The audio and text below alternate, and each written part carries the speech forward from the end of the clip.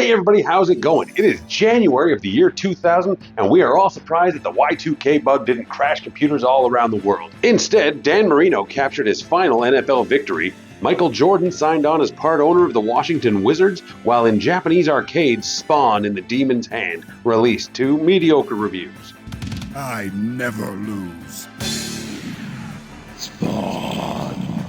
But we're not here to talk about that stuff. We're here to learn about what was happening in comics of January 2000. Folks, I am Haussmann Comics, so welcome back to the channel.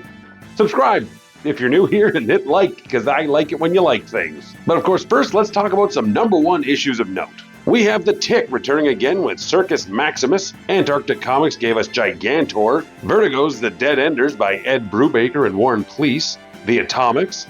Disavowed. Jin.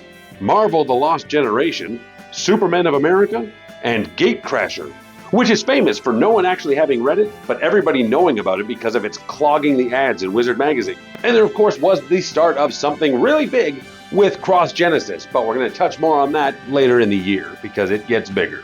Folks, it's a new year, so it's a new round of What Beats Superman this month, and it's Superman's buddy Batman, sort of, in a new title called Gotham Knights. In the wake of Batman No Man's Land, the Bat books underwent a soft reboot, which saw Shadow of the Bat cancelled and Gotham Knights take its place. And here's a fun fact for you. The assigned writer was Devin Grayson. Not only does she share a surname with Nightwing, she's actually also the first female writer of an ongoing Bat book.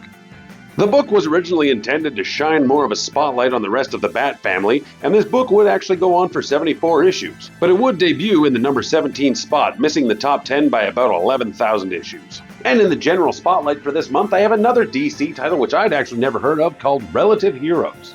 You guys heard of Relative Heroes?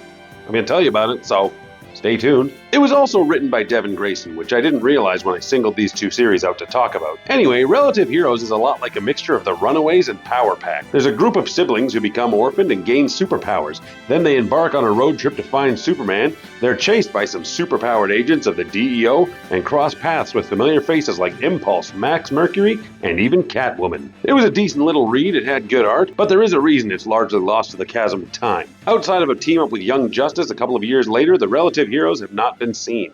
But that's enough foreplay. Let's dive into why you're really here, and that's the top 10 comics of January 2000, with X being the name of the game.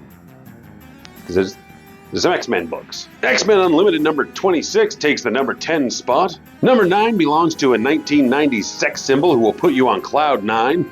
Lame joke. Tomb Raider number 3 sees Lara Croft hook up with Chase Carver and they fight ninjas or something. Earth X number 11 breaks into the new millennium in the 8th spot, while a new title by Image takes number 7. Soul Saga number 1 replicates the standard Image formula of debuting with huge numbers, appeasing that collector's market. For the record, you can easily pick up a copy of this today for under $5. Number 6 belongs to Todd McFarlane and Spawn, and it seems that even an arcade cabinet in Japan can't help it crack the top 5 this month. We'll have to keep an eye on it for next month when that cabinet comes over to North America. Avengers keeps rolling with issue 26 as Captain America puts together a temporary team of Ant-Man, Warbird, Captain Marvel, and Silverclaw to take on the Taskmaster, while the JLA holds on tight to the number 4 spot with issue 39 bringing its World War III storyline into the new year.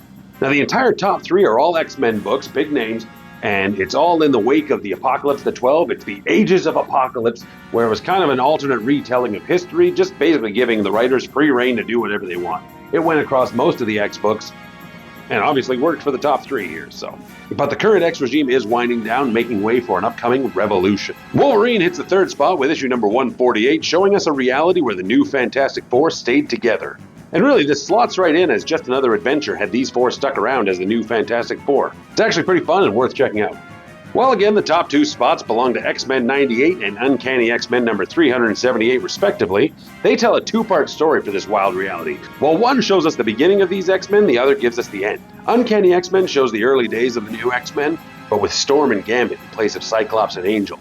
And in X-Men, we see the future where the X-Men span the entire galaxy.